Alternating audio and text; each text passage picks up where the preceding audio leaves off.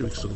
Okay, so one point that I just wanted to mention, inshallah, before we continue with tafsir of Surah Fil is 2 weeks ago, what we did in this class is always kindly read from Tafsir ibn Kathir, the story that Ibn Kathir rahimahullah ta'ala mentions concerning the army of the elephants, right? And he goes through the historical account of what took place during that army of the elephants. And the point that I wanted to make, and I think that it's something which we should all bear in mind, is the importance of reading those books and the barakah and the blessing of going through those classical works and reading from them at length. Even though this class is based, it's not a sharh, it's not an explanation of the tafsir of Ibn Kathir, and it's not just based on that one source, but because it is the most extensive, complete work of tafsir that we have translated into the English language, it's something which we should go back to, and it's something which we should be reading. And the way of the scholars of the past and the way of our teachers and so on is that they would often read those long books in groups, in small groups, maybe with just 5, 6, 7 students. They would read those 4, 5, 6, 10, 15 volume works that the scholars of the past have authored. Those books aren't really meant to be taught, they're not really meant to be, it's not like something which you do in an open class, it's not something which requires, it's not something which you do an explanation of because they're so long and they're so extensive and they're so comprehensive. But what they would do is that the students would read to them and they would annotate, they would commentate on them, and they would explain certain things and do certain things and so on. And I was just in Riyadh, I just got back from Riyadh, and some of the scholars that we went to see then met there were doing exactly the same thing. They had 5, 6 students and they're reading from Zadul Ma'ad of Ibn Qayyim rahimahullah. And the students are reading and the Shaykh just stops them every so often, something that they need explained, something that requires some extra emphasis, something that requires maybe some clarity, and he'll commentate a couple of minutes and then they'll carry on. Kind of like what we did a couple of weeks ago, where always read and I just every so often made a couple of points here and there. There is barakah in doing that, and you find gems by reading the works of the scholars that you wouldn't find in my class of tafsir or in another class. Why? Because those scholars of the past wouldn't just concentrate, for example, on tafsir, like Ibn Kathir rahimahullah, if we go through his tafsir. But Ibn Kathir is in his own right a great scholar of hadith. He's one of the imams of hadith. And so often in his books, when he goes through the isnad, because the narrations that he mentions, he'll mention them with the chain of narration. And as he's mentioning those chains of narration, he will commentate on them. And he'll say that this hadith is extremely weak, or it's an authentic hadith, or he'll commentate on something about the isnad, the chain of narrators. And one example of that is something which I came across a few days ago in Ibn Kathir, rahimahullah ta'ala, just to show you how amazing it is when you go through those books, the gems that you pick up, and the things that you learn. They're not necessarily connected to tafsir, but that is the barakah and the blessing of reading those books, just as there is barakah and blessing in attending a lecture of someone who has studied those works and can explain them to you. There is barakah in having a teacher, and there's barakah in reading those classical works as well. Ibn Kathir rahimahullah ta'ala in Surah Ali Imran, in the tafsir of the statement of Allah subhanahu wa ta'ala, when Allah azza wa jalla, and these verses are revealed in the context of the Battle of Uhud. And Allah subhanahu wa ta'ala says, وَلَا تَحْسَبَنَّ الَّذِينَ قُتِلُوا فِي سَبِيلِ اللَّهِ أَمْوَاتًا. And don't think that those who have been killed in the path of Allah are dead. بَلْ أَحْيَاءٌ عِنْدَ رَبِّهِمْ يُرْزَقُونَ. Rather they are living, being provided for with their Lord. Ibn Kathir rahimahullah ta'ala, he mentions a beautiful hadith. Hadith is in the Musnad of Imam Ahmad. And he says that it is a bushra, glad tidings for all of the Muslims, every believer. And that is what the Prophet said sallallahu alayhi wa sallam, that indeed the soul of the believer is in the birds that fly around the trees of Jannah. And Allah Azza wa Jalla will return those souls to their bodies on the day of judgment. What's amazing about this narration is he says that this hadith is narrated bi isnadin sahihin azizin azim. This hadith is narrated with a chain of narrators, a chain of narration that is sahih, it is authentic, it is aziz, it is honorable, it is azim, it is great. He says, قَدْ اجْتَمَعَ فِيهِ ثَلَاثَةٌ مِنْ أَئِمَّةِ الْأَرْبَعَةِ. 3 of the 4 imams you will find in this chain of narrators. Right? And that's something rare. And it's something which certain scholars have even dedicated to finding hadith where you find these 3 imams from the 4 imams of the madhabs all in the same chain of narrators. Because this hadith is in the Musnad of Imam Ahmad. And one of Imam Ahmad's teachers was Al-Imam al-Shafi'i, rahimahullah. And one of Imam al-Shafi'i's teachers was Al-Imam Malik. To find a hadith with these illustrious scholars in that chain of narrators. He says this hadith was collected by Imam Ahmad in his Musnad from Al-Imam al-Shafi'i, from Al-Imam Malik, who narrated it from Al-Zuhri. And Al-Zuhri is one of the great scholars of Tabi'een, one of the students of Anas radiallahu anhu and others. A great Imam in his own right. On the authority of Abdurrahman ibn Ka'ab ibn Malik. Abdurrahman ibn Ka'ab is from the children of the companions, from the scholars of the Tabi'een, from his father who is the companion, Ka'ab ibn Malik al-Ansari, radiallahu anhu. Ka'ab ibn Malik is a famous companion. What's he known for? Was he the one who didn't go out to fight? He's the one who missed the battle of... Which battle? No. It's a famous story where he gets boycotted for like over a month. And which battle is that?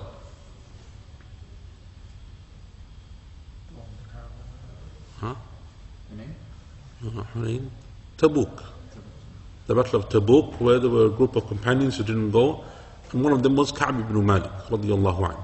So this hadith has some illustrious names, right? It has like some of the great imams of the Sunnah. The point is that this is something which you wouldn't normally sometimes even when you go through the tafsir of Ibn Kathir, you're just reading the hadith and you skip the chain of narrators, right? If you're going through a classical work, sometimes you skip the chain of narrators that are mentioned and you go straight into the wording of the hadith. But it's like amazing when you read these books. It's not just the tafsir that you take.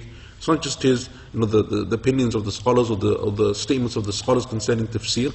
It is these other sciences that come in as well. And that's why there is barakah. And so inshallah, as we go on and there's more opportunities to read from those works, it's something that inshallah we will do. But even if we don't, it's something that I would recommend that you do, reading from Tafsir al-Jalalain, Tafsir al-Sa'di, Tafsir ibn Kathir, all of these tafsir that have been translated somewhat into the English language, and I think there's a couple of volumes of Al-Qurtubi and others as well. There is barakah and there is benefit in doing so.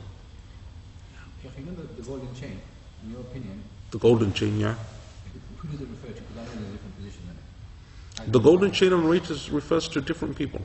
There's not just one golden chain of narrators. There are different golden chains of narrators, right, that refer to, so the famous one is Malik, on Nafi', on Ibn Umar. But there are others as well.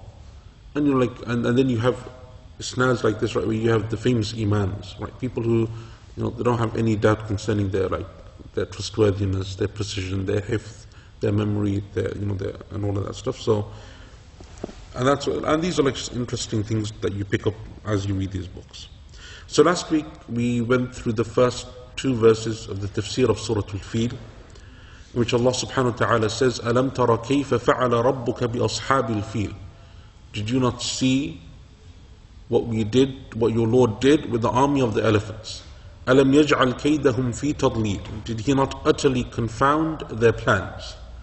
And so these two verses are speaking about how Allah subhanahu wa ta'ala dealt with this army that came all the way from Yemen to Mecca with the sole purpose and express wish of destroying the house of Allah subhanahu wa ta'ala, the Kaaba. And they came ready with their army and with their elephants. And we mentioned last week the difference of opinion amongst the scholars concerning, was there just one elephant or more elephants? Was it an army of elephants or was it just a single? But either way, they came ready to destroy the house of Allah subhanahu wa ta'ala. And no one stood in their path. No one was able to stop them. And when they came to Mecca, they found no army waiting to resist them. No one there to stop them from coming and attacking the house of Allah subhanahu wa ta'ala. And the Quraysh, and this is an interesting point, the Quraysh, despite their shirk, despite their polytheism, despite their idol worship, despite everything else, they had at their core, at times, a sincere belief in Allah subhanahu wa ta'ala. They would turn to Allah Azza wa Jal alone and sincerely, like in this case, when Abdul Muttalib, the grandfather of the Prophet sallallahu alaihi wasallam, says, as for me, I am the Lord of the camels, the Kaaba has its own Lord. Right? Its Lord will protect it. And that is an iman, a belief that they had, that especially in times of dire need and stress and difficulty, they would turn to Allah alone and they would forsake all of their other idols. So you don't find in the narration that they went to those idols and they worshipped them, or no. And even that narration that Ibn Kathir rahimahullah mentions, that some of them they took, remember we mentioned they had camels, muqallada, that they had marked out, they had earmarked them for sacrifice in the Kaaba for the poor of the Haram, in the hopes that if the army came and they attacked some of those camels that had been marked out to be sacrificed for Allah, that they would be punished because of the harm that they did to something which has been marked to sacrifice for Allah. And they didn't mention sacrifice for their idols and their other gods that they worship besides Allah subhanahu wa ta'ala. And Allah Azza wa Jal mentions this in the Quran in a number of verses. فَإِذَا رَكِبُوا فِي الْفُلْكِ دَعَوُوا اللَّهَ مُخْلِصِينَ لَهُ الدِّينَ. If they were to embark upon the ship, they were to go out on sea, in the ocean, they would turn to Allah alone. And Allah says, مُخْلِصِينَ لَهُ الدِّينَ, with ikhlas, with sincerity, making the religion only purely sincerely for Him. They would forget their gods and they would forget their idols. And Allah calls it ikhlas. It is a type of ikhlas that even they had. Despite their shirk and ever, they had times when they would only turn to Allah Azza wa Jal. And Allah says, فَلَمَّا نَجَّاهُمْ. And then when He would save them, showing that even if a non-Muslim, a disbeliever, an idolater, if they have those moments of pure ikhlas and sincerity and turning to Allah alone, Allah Azza wa Jal may well respond to them. And Allah does respond at times to them, and accepts their dua, and accepts their request, and fulfills their needs. And that's for people who the vast majority of their time don't worship Allah alone, and they worship other than Allah, and they commit shirk, major shirk, showing how Allah Azza wa Jal had the power of sincerity and the power of tawheed, that even when it just comes as a very small light, a very small thing that happens once in a while. How often are they going to be on the ocean? How often are they going to be traveling by sea? But even when it happens on that very odd occasion, Allah subhanahu wa ta'ala blesses that, and Allah Azza wa Jal answers their dua. فَلَمَّا نَجَّاهُمْ. Allah says, and when He would save them, فَلَمَّا نَجَّاهُمْ إِلَى الْبَرِّ إِذَا هُمْ يُشْرِكُونَ. When He would save them and take them back to land, they would turn back to their shirk. But those moments in which they turn to Allah and Allah alone, Allah responds.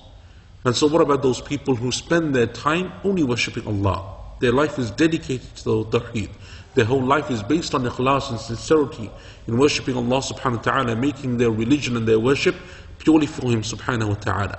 Right? And so one of the greatest, as Allah is mentioning in this verse, one of the greatest means of having your dua accepted is by having sincerity, by having tawheed, by turning to Allah alone, above and beyond everyone and anything else. It is more powerful than everything else, turning to Allah subhanahu wa ta'ala alone. If Allah Azza wa Jal can answer the dua of the mushrikeen, that one time that they have ikhlas, then what about the people who their life and their worship is based upon that concept of ikhlas and sincerity for Allah subhanahu wa ta'ala? So Allah Azza wa Jal is telling us then in this surah, أَلَمْ يَجْعَلْ كَيْدَهُمْ فِي تَضْلِيلٍ. Did He not utterly confound their plans? How they came wanting one thing, and Allah subhanahu wa ta'ala had something else in store for them. And often Allah Azza wa Jal allows people to reach a certain level of oppression before He punishes them. It was very possible, as we mentioned in the narration that Ibn Kathir rahimahullah mentions in his tafsir, very possible that as soon as the army left Yemen, they met that first group of people that opposed them. They could have been stopped there. Allah Azza wa Jal could have willed for them to be defeated in Yemen, on the outskirts of Yemen, as they entered into the Jazeera, in that land of Al-Khath'am, when they came to that tribe, which is today in the southern part of Saudi Arabia, that area, that region, could have been stopped there, could have been stopped towards Taif, could have been stopped before they entered towards Mecca, could have been stopped anywhere along that way. But Allah subhanahu wa ta'ala didn't allow for them to be stopped. Allah Azza wa Jal didn't decree that they should be stopped until they came on the very outskirts of the Haram. They're literally on the doorstep of the Kaaba, on the doorstep of the Haram of Allah, the boundary that Allah Azza wa Jal has placed around the Kaaba. That is where Allah Azza wa Jal chooses to stop them. And that is because Allah subhanahu wa ta'ala allows the people of oppression, people of transgression, the people who do evil, He allows them to reach a certain level before He punishes them subhanahu wa ta'ala. Otherwise it's possible that Allah Azza wa Jal could have destroyed Pharaoh at the beginning of his life. When he first comes and he starts to oppress Bani Israel, Allah could have destroyed them. Allah could have destroyed Ad and Thamud and the people of Lut and the people of Shu'aib and all of those nations. Allah could have destroyed them at the beginning, the people of Nuh alayhi salam. But Allah subhanahu wa ta'ala allows for them to reach a certain level, and that is when the punishment of Allah Azza wa Jal descends upon them. Likewise, the army of the elephants, they come, they get closer, they increase in arrogance, they increase in pride, they increase in haughtiness, they increase in oppression. and they come to a place where they think that there is nothing to stop them now. No army between them. They've come across the whole of the Arabian desert. There's nothing left. They're at the doorstep. The people of Mecca have fled into the mountains. There is no one between them and the destruction of the Kaaba. And that is when Allah subhanahu wa ta'ala chooses to destroy them, to show His power, to show His izzah, His might, to show subhanahu wa ta'ala how He protects His awliya and those things that belong to Him, Jalla fi ula. And that is what Allah subhanahu wa ta'ala says in verse number 3. Allah subhanahu wa ta'ala now describes in the rest of this surah how He destroyed them. And Allah Azza wa Jal often does this in the Quran. It is a foundation or a methodology of the Quran that Allah subhanahu wa ta'ala doesn't just tell us that He destroyed a group of people, but He often tells us the manner in which they were destroyed, the manner of their destruction. Just as on Yawm al-Qiyamah, Allah Azza wa Jal doesn't just tell us that there will be people that will go into hellfire, that they will be entered into Jahannam, but He tells us the manner and the description of their punishment as well. Because it is ablagh, it is more eloquent, it is more profound, it has a greater impact, and it leaves a greater effect on me and you when we don't just hear that a group of people died, that they were destroyed, that they were punished. Those are abstract terms, right? That doesn't really mean anything. But Allah subhanahu wa ta'ala describes the manner in which they will be punished, or the manner in which those past nations were destroyed. So Allah Azza wa Jalla tells us in vivid detail the destruction of the people of Nuh and how the rain descended. Right? And if you go to Surah Al-Qamar, Allah Azza wa Jalla describes it in very beautiful, eloquent terms.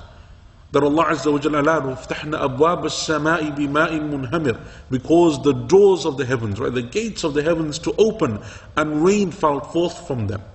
And that gives you an image, right? That it's as if the whole sky has been opened for the rain. وَفَجَّرْنَا الْأَرْضَ عُيُونًا, and we allowed from the earth springs to gush forth, as if all of the earth now is a spring. فَالْتَقَى الْمَاءُ عَلَى أَمْرٍ قَدْ قُدِرٍ, and the two bodies of water met at a predetermined limit. The rain of the heavens, the water of the earth, both of them meet until Allah Azza wa Jalla decrees that that is the level that the flood will reach. And Allah describes the manner in which they are destroyed. He describes the manner of Pharaoh and his destruction, and Ad and Thamud and all of those nations. It is a methodology of the Quran, and that's why one of the most extensive topics that are mentioned in the Quran is the punishment of the people of Jahannam, and obviously the reward of the people of Jannah. It is mentioned in vivid detail. We know the type of food that they will eat, the type of drink that they will have, the type of surrounding of their destruction and their punishment. We have different names for different types of destruction that will take place within that, and we will see this inshaAllah when we go on to the next surah, Surah Al-Humazah, that Allah Azza wa Jalla mentions that, right? نَارُ اللَّهِ الْمُوقَدَةِ الَّتِي تَطَّلِعُ عَلَى الْأَفْئِدَةِ إِنَّهَا عَلَيْهِمْ مُؤْصَدَةٌ فِي عَمَدٍ مُمَدَّدَةٍ. Those are descriptions of punishment that will take place in Jahannam, right, in the fire of hell. Allah Azza wa Jalla describes it in vivid detail, and that's why you will find that there are scholars who just gathered from the Quran those verses of punishment for the people of the fire. Just the verses of punishment that Allah Azza wa Jalla mentions, and they are extensive and many. And each one of them, even though there is a certain amount of repetition in those verses, meaning that the concepts are repeated, but Allah Azza wa Jalla often adds something, or adds an extra word or an extra description, or He gives some extra information concerning something that those people will have. And we see that explanation and that detail because it is important in the effect and the impact that it has upon us when we think about those things. So Allah Azza wa Jalla describes here the punishment of these people. And Allah Azza wa Jalla, when He describes the punishment of people in the Quran, it kind of falls into two broad categories. The first of them is that that punishment is great in terms of what took place, right? A flood, a people that are swallowed by the earth. Right, a people that are, they have a sayha, a scream, a loud scream, that because of it they're destroyed. Or the people of Lot, that the earth is taken up and turned around and put down again. Right, those are great, impactful destructions. And then you have the second type, like we have in Surah Al-Fil, where the punishment is great, but its means is something which relatively seems, innocuous. Right, it doesn't really seem like it's something very big. Stones that fall, small pebbles that fall from the sky. Or like the Prophet told us ﷺ concerning the people of Ya'juj and Ma'juj, that they will be destroyed by a type of insect that will come and it will eat their necks. Seems like something like an insect, a worm, a slug, isn't something that you really are fearful of. A pebble by itself is nothing. Pebble or a stone isn't by itself anything big. But Allah Azza wa Jal shows in the Quran that He can use even the smallest, most harmless looking thing. Allah Azza wa Jal can turn it into destruction, can turn it into punishment, can turn it into a means of adhab, wal-'iyadhu billah. And that is what Allah Azza wa Jal mentions here. وَأَرْسَلَ عَلَيْهِمْ طَيْرًا أَبَابِيلَ. In verse number 3, He sent ranks of birds against them. What is the translation that you guys have? I have, He sent ranks of birds against them. That's, I think, the translation of Abdul Halim. Sent against them birds in a flock. Whose translation is that? You can't give me a name, and you can't just say that's the one I got, yeah? I want to know. Huh? Ibn Kathir? Yeah. No, but I want like from the translations that we have. Sorry? Muhsin Khan says what? What does he say? And sent against them birds in flocks. He sent against them birds in flocks. Okay, so we have ranks of birds. We have birds in flocks. You have it here? Yeah, get Yusuf Ali, get Pictol, get Mufti Taqi Uthmani. Okay, so verse number 3. Muhsin Khan says, and he sent against them birds in flocks. Pictol says, and send against them swarms of flying creatures. Sahih International, and he sent against them birds in flocks. Yusuf Ali, and he sent against them flights of birds. Mufti Taqi Uthmani, and he sent upon them flying birds in flocks. And Professor Abdul Halim, he sent ranks of birds against them. Similar, but also with slight nuances in terms of the translation. And why is that? Because we have two terms here that there is a slight, difference in terms of the statements of the scholars concerning what they mean. The first is tayr, right? Tayr means bird. What type of bird? What exactly is it, this bird? And the second is ababil, right? That word that comes at the end of the verse, which is ababil. وَأَرْسَلَ عَلَيْهِمْ. Allah Azza wa Jal sent upon them, right? This is their destruction. This is their means of punishment, that Allah subhanahu wa ta'ala would send upon them these birds. What are these birds and what type of birds are they? This is where the scholars of tafsir differ, and they differ only because some of them try to describe the type of bird or try to give it a description that we would understand. Otherwise, the Quran in itself keeps it very vague, and the general ruling is, or the general principle is, that when the Quran keeps something generic, it remains as being generic. If Allah Azza wa Jalla didn't specify, and there is no authentic narration that specifies that general term, then it is something which is extremely difficult for us to pinpoint, right? Like for example, when Allah Azza wa Jalla in Surah Al-Kahf mentions that the people of the cave had a dog, right? What breed of dog was it? What color was it? What type? That's something which the Quran doesn't specify. There's no authentic hadith that specifies, even though there are countless narrations in the books of tafsir specifying the breed of the dog and the name of the dog and the color of the dog and all of those. But those are all statements that aren't based upon any authentic narration. And so the safest path to take is to say that Allah knows best. We don't know the breed, we don't know the name, we don't know the dog. And often Allah Azza wa Jalla does this as a methodology in the Quran because those details are not important. Moreover, those details sometimes when defined become a source of distraction. Like the Baqarah in Surah Baqarah. Regards to the Yahud, where they kept asking which one. Okay, like maybe like a bit like the Baqarah, like the story of the cow in Surah Al-Baqarah. But the point is that Allah Azza wa Jalla doesn't go into specifics, because by going into specifics, it can often lead to distraction. So when you become busy with the names of the dogs and the type of the dog and the breed of the dog and the color of the dog, none of that information, none of that detail is important. Doesn't affect the story, doesn't affect the lessons, doesn't affect the principles that we learn, doesn't affect what Allah Azza wa Jalla, the message that He's trying to give to us. Doesn't matter what the dog is. The point is that it was a dog. And so Allah Azza wa Jalla often leaves them general in terms, and you find that the Sunnah doesn't really expand. The Prophet in his tafsir of the Quran, the hadith that we have that speak about tafsir, rarely go into those types of details. Only rarely does the Prophet go into a type of detail concerning like a name, or only to explain something. Like for example, in the story of Musa in Surah Al-Kahf, the Prophet told us in the authentic hadith that the man that he meets is Khadir. alayhi salam, right? And he tells us the reason why he's called Khadir, and because he sat on a patch of land and it turned green, and the hadith is in Bukhari. And so therefore now you have an additional information, something that's mentioned that is additional, and that we have that is authentically narrated. But generally speaking, otherwise, the general principle of the Quran is that what Allah Azza wa Jal makes and refers to in generic terms is kept generic if there is nothing authentic that is reported that has specified it. So the tayr, it is reported that Aisha radiallahu anha said that it was most resembling a swallow. Right, swallow. Right? I think everyone knows what a swallow is. And the other opinion, or the other name that you will find amongst some of the scholars is what is reported by Ibn Abbas and Mujahid and Ata, that they said that it refers to a vulture. Right? That the bird was like a vulture. Either way, and obviously there's a big difference, right, between a swallow and between a vulture. And some of them said that it was from the birds of the ocean, meaning the birds that spend most of the time out on sea. Another said it was a bird that Allah Azza wa Jalla sent from the heavens, meaning that it wasn't something which the people were familiar with, it wasn't something which they knew. All of those are opinions, and we'll go through some of them in more detail now. But the point is that none of that is authentically reported from the Sunnah of the Prophet ﷺ. There's no authentic hadith. And so the safest opinion is just to say that it was a bird that Allah subhanahu wa ta'ala sent.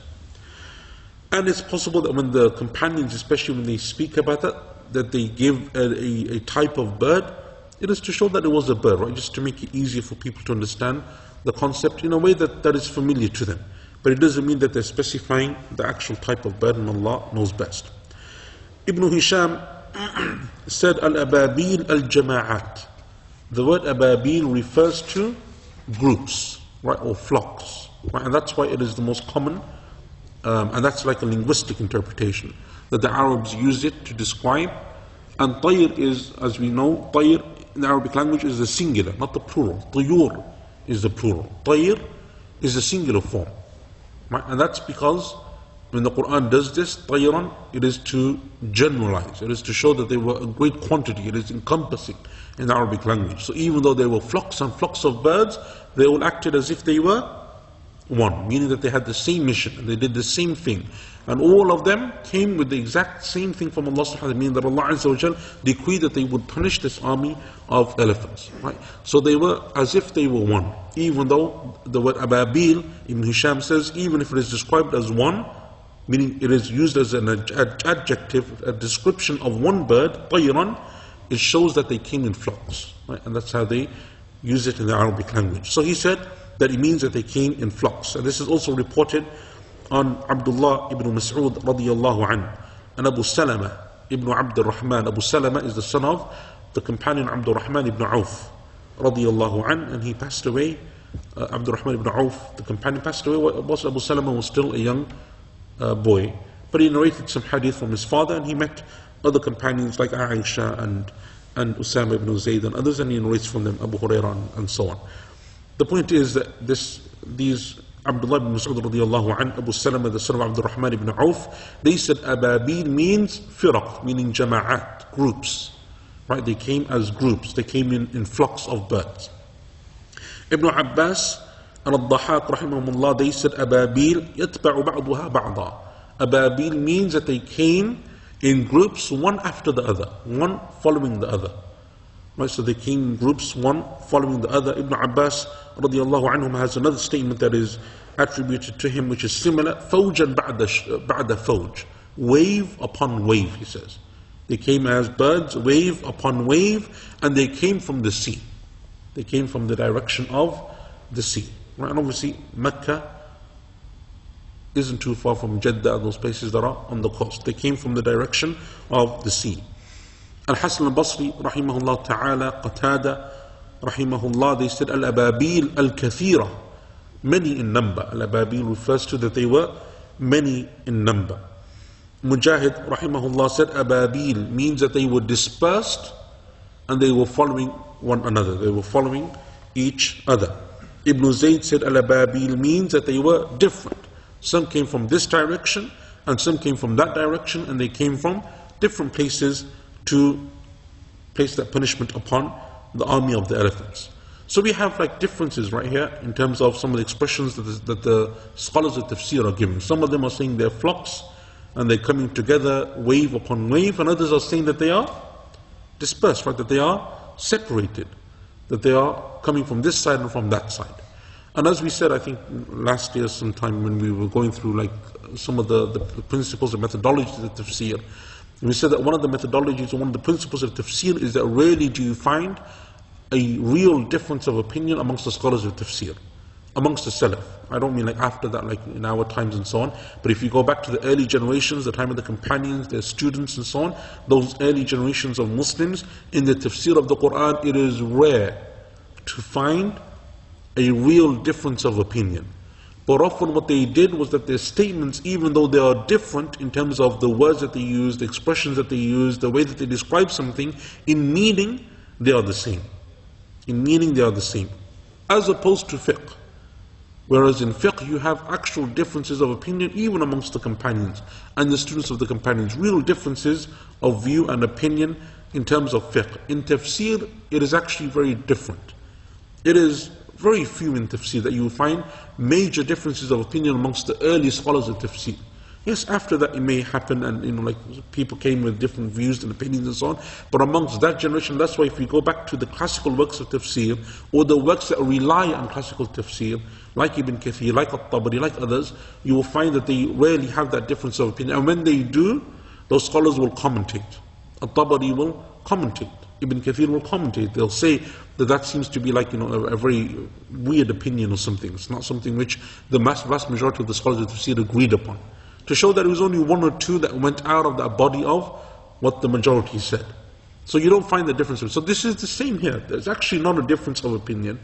But when you read those classical works and you understand what they meant by that, the different ways that those scholars and those companions and others are describing the same term, you understand that they're complementing one another.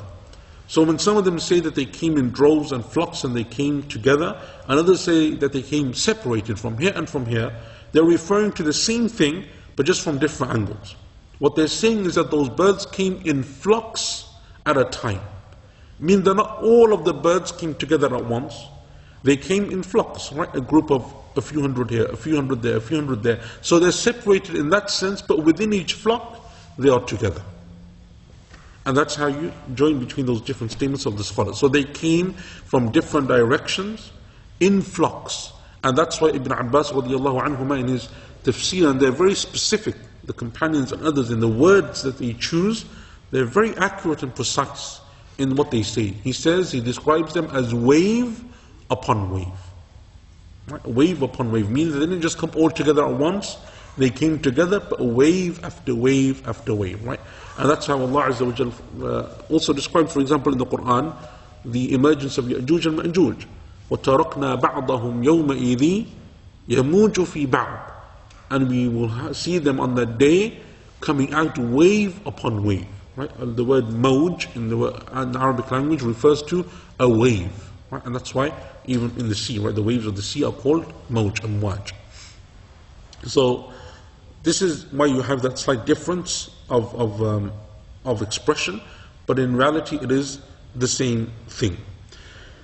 Ibn Jarir rahimahullah in his tafsir, he mentions that some of the scholars amongst the companions and the tabi'een, he said that Ababil refers to them coming like camels, right? Like what do you call a group of camels? Herds. A herd of camels? Okay. Like herds of camels, right? That's how we describe them. It can mean that they come together and they will race together. Ibn Abbas radiallahu anhuma, it is also said that he described the bird as being green in color. And he said that they had beaks, meaning sharp beaks, like the beaks of prey birds. And they had claws like the claws of prey animals. And Ikrimah rahimahullah ta'ala said something similar. He said that they were green birds that came from the direction of the sea and the ocean, and their beaks were like the beaks of prey animals. As-siba' is predators, right? Like tigers and lions. And this is the way that they came. Ikrimah rahimahullah ta'ala said, and I just mentioned the opinion of Ikrimah, or the statement of Ikrimah, Al-A'mash rahimahullah and Abu Sufyan narrated from Ubayd ibn Umayr. Right, Ubayd ibn Umayr is one of those people that was born in the time of the Prophet ﷺ, but I think he accepted Islam afterwards. And he doesn't narrate anything from the Prophet ﷺ, but he narrates from Umar and Ali and Aisha and others. Ubayd ibn Umayr and A'mash, rahimahumullah, they said that they were dark colored, these birds, or maybe they were black birds, that came from the direction of the ocean. Each one carried 3 pebbles, 1 in its beak and 2 in each claw. Right? Each one carried 1 in its beak and 2 in each claw. And again, these are, I don't know of any authentic hadith regarding this, but these are the statements of these scholars. Sa'id ibn Jubair, rahimahullah ta'ala, the famous scholar amongst the tabi'een, he said something similar. He said that they were green birds and they had beaks like the beaks of eagles. They had beaks like the beaks of eagles. And Ibn Abbas and Mujahid and Atta, as we said before, described it as being similar, these birds to, being as similar to vultures. Al-Kalbi said, with each bird there came 3 stones, 2 in its claws and 1 in its beak.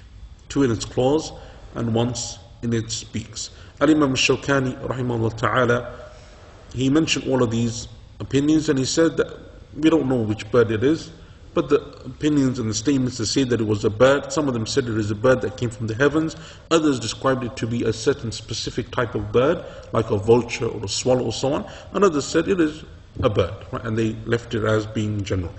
And likewise, Ababil, we have those different opinions. Some of them said that it refers to many in number, others said that it refers to waves, others said that it refers to different groups that came, others refer to it as being wave upon wave, others refer to it being of different color, and so on and so forth. Right? And those are all opinions that we mentioned actually complement each other and they don't differ from one another.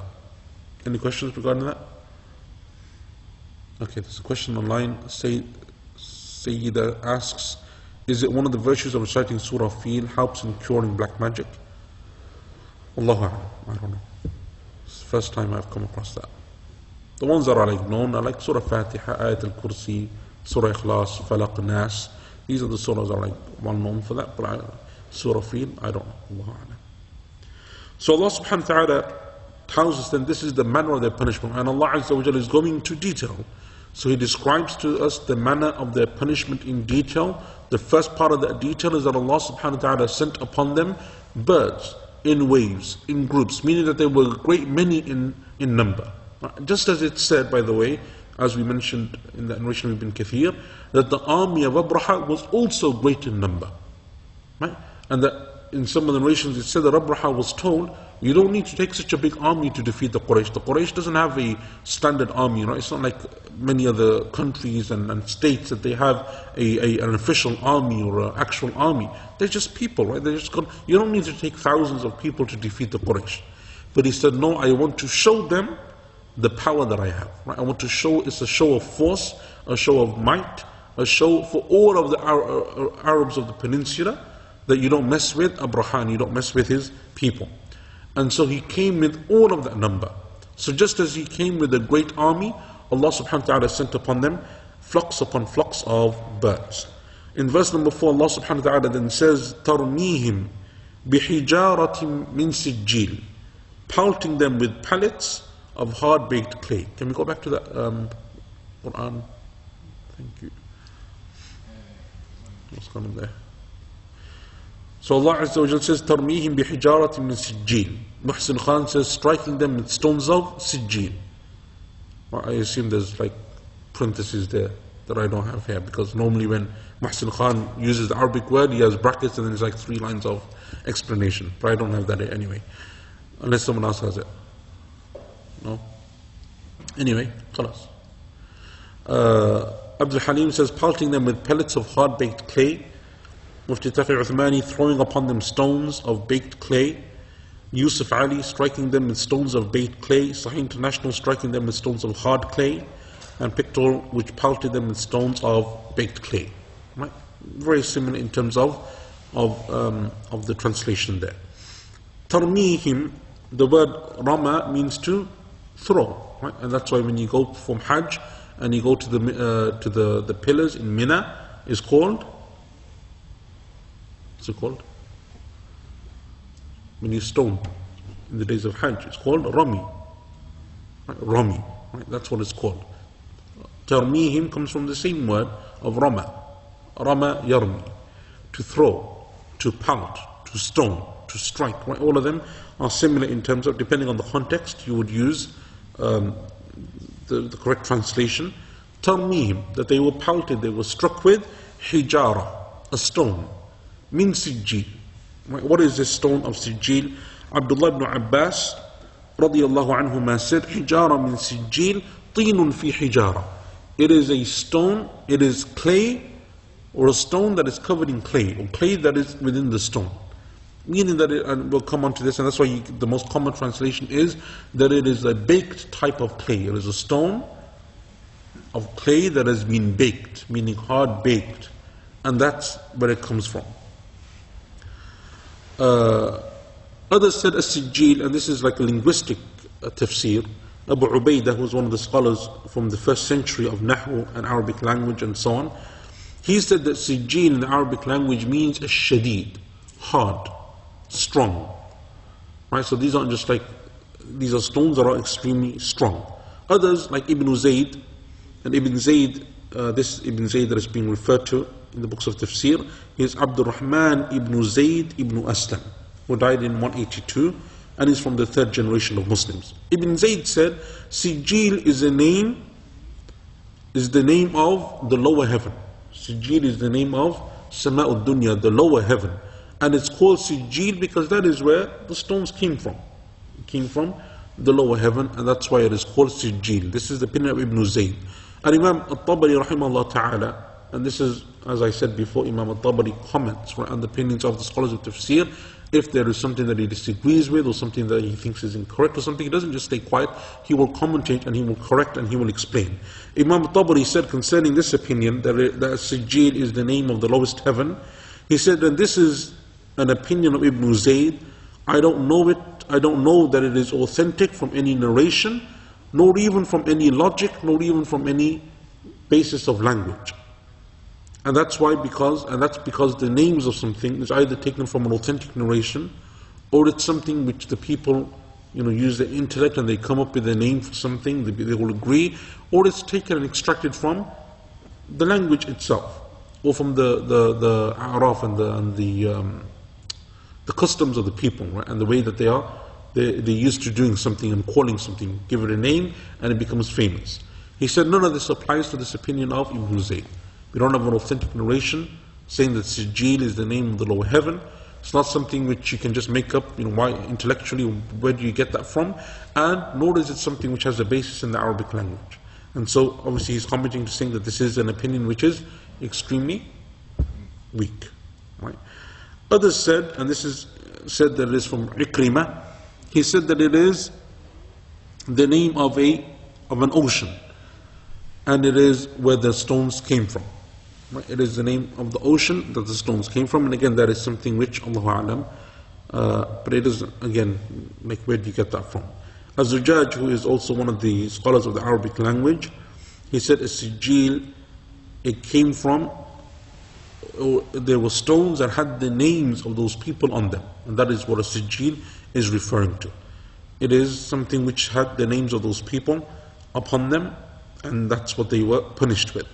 And he said also in a Sihah, which is a book of Arabic grammar and language and so on, he said it is a stone from clay that was baked in the fire of hell, and upon it it had the names of those people in the army, and that's what was used to punish them.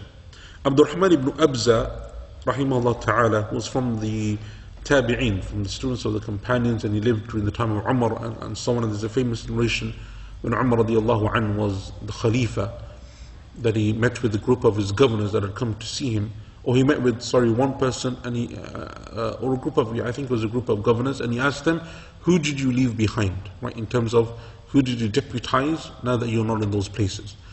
And he asked the one who came from Mecca, who did you leave behind in Mecca? Who did you deputize in your place when you came to see me? And he said, I left this man Ibn Abza, Abdul Rahman ibn Abza. And Umar radiallahu anhu asked him, and who is this Ibn Abza? I've never heard of him. Who is he? He said, oh Umar, he's a man who knows al-fara'id, the laws of inheritance. And he's a person who knows the book of Allah.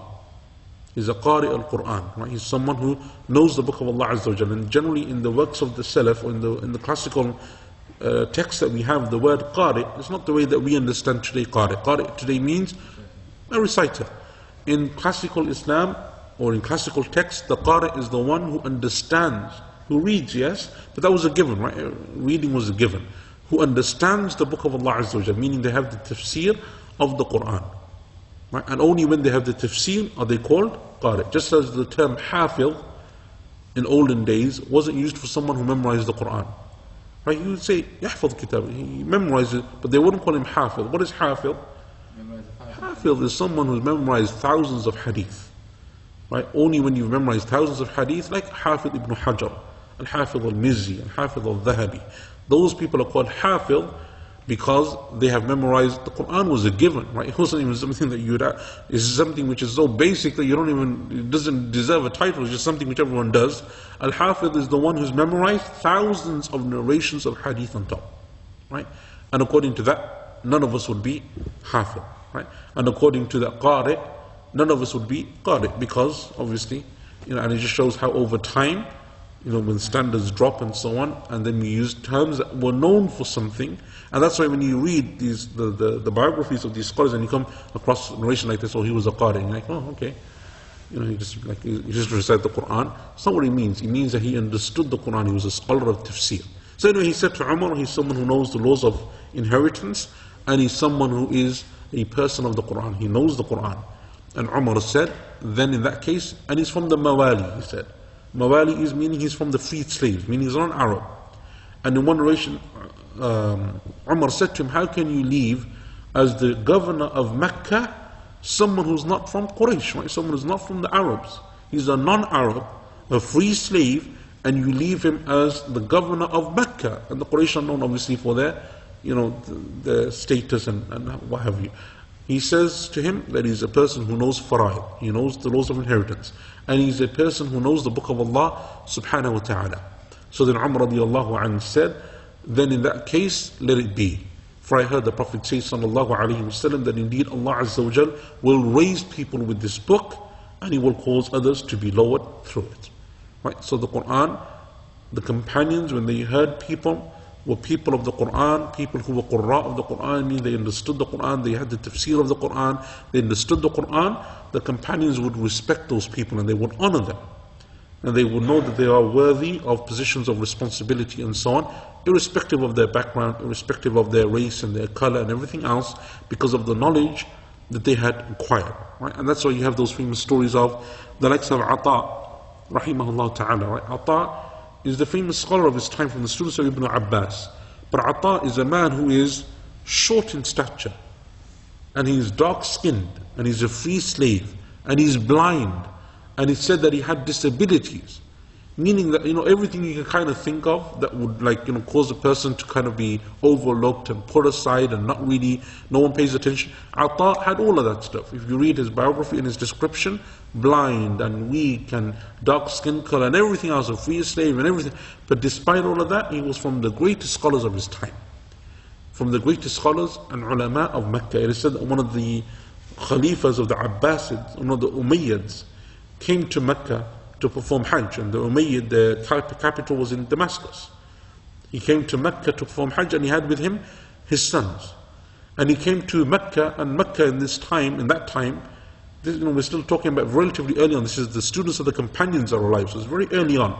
You have hundreds of scholars in Mecca, hundreds of them gathered. He said to someone, who is the greatest of these? Who can I go to? Who is renowned amongst you? Because he saw, there were many scholars around, but who can I go to? He said to him, go to Ata.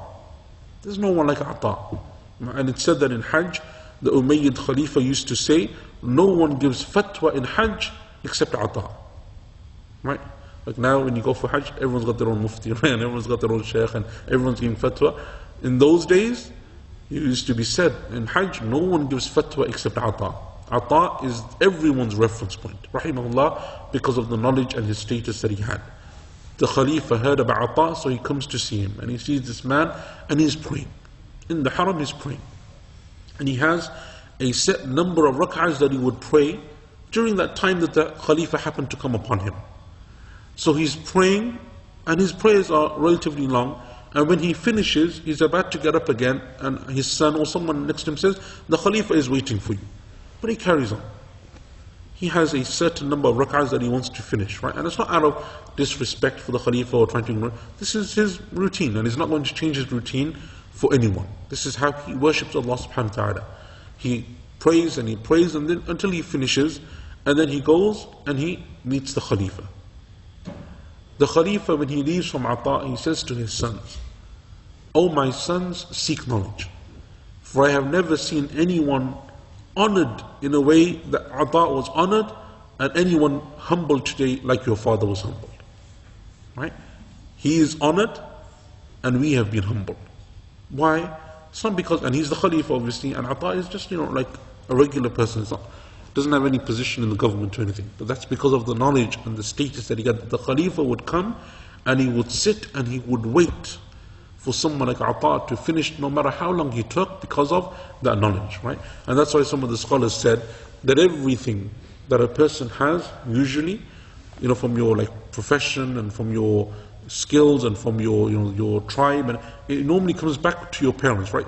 If you see someone, you want to ask, someone comes to you and asks for your kid's hand in marriage, your daughter's hand in marriage, one of the first things you ask about, who are your parents, right? What family are you from?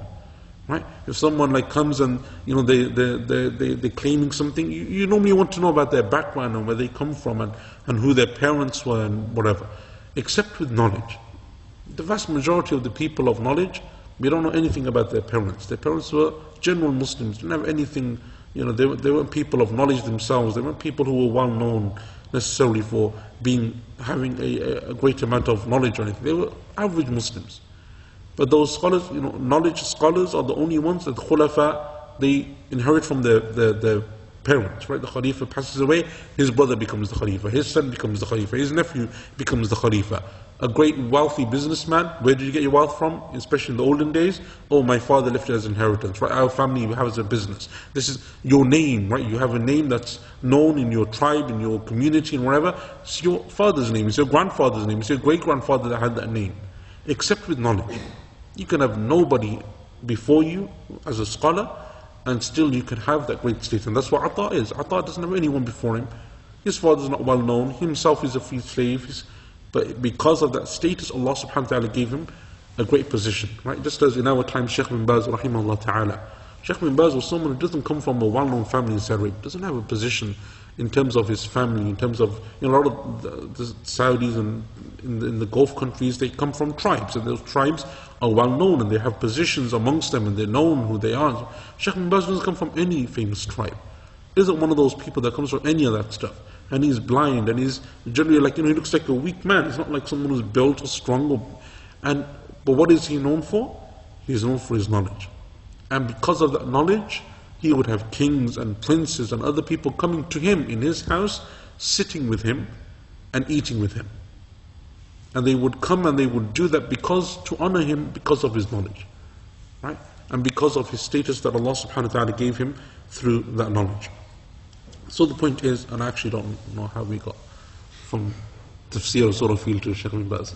Anyway, but the point is that it's, Ibn Abza, we were speaking about Ibn Abza. Ibn Abza, rahimahullah, is this scholar then, who is well known. And anyway, he says concerning Sijil, he said, min Sijil min as-sama. He said that this is from the Sijil of the heavens, and it is the same stones that were used upon the people of Lut. The same stones from the people that were used upon the people of Lut. And he said, others said that it is from the stones of hellfire. It is from the stones of hellfire, and Allah Azza wa Jal knows best. Ikrima, rahimahullah ta'ala, said that the birds would come and they would throw and pelt these stones upon them. And he said, and it is from then that the first cases of leprosy and these types of diseases became known amongst the people of Arabia. Right?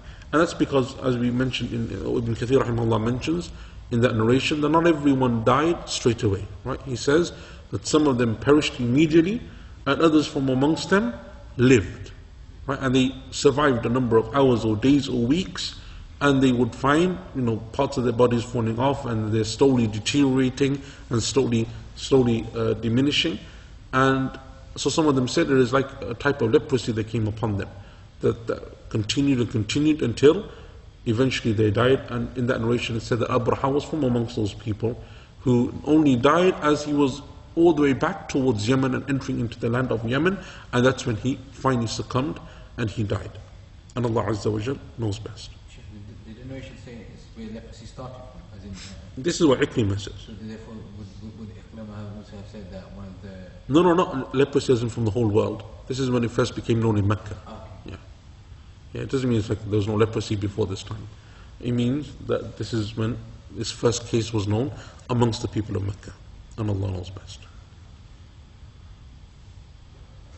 Is it the case that the smaller the number of occurrences of a word in the Quran, the greater the number of opinions regarding it? I don't know exactly what you mean by that. If the word is not used often, would there be more opinions in regards to what that word actually means? Not necessarily. I don't think that's necessarily the case. That if Depends on the word. I don't know if she's referring to a word that's only mentioned or a concept. Concept. Seems as though she's saying, is there a general concept that if a word very few times, used very few times in the Quran, it would have more opinions? But like you said, depending on what the word is. Allah Maria, I don't think necessarily that's the case. It might be an Arabic word which they use often. Yeah, I don't think that's necessarily the case, that if a word in the Quran is only used once or twice or very few times, then the opinions amongst the scholars of tafsir increase. No. And like, you know, that's not always the case. Sometimes it's the opposite. And Allah knows best. Any questions? Well, I think we'll stop there, inshallah. Any questions from anyone? Okay, if there's no questions, inshallah, then tomorrow the time is changing because the clocks go back, inshallah. We're going to winter timing next week, right? So next Tuesday, inshallah, Isha in the masjid will be 7 p.m. and we start the class at 7:30, inshallah. And then obviously that continues on now for the rest of the winter months. That's right? Jazakumullah khair. Okay, inshallah. Assalamu alaikum. Sallallahu alaihi wa sallam.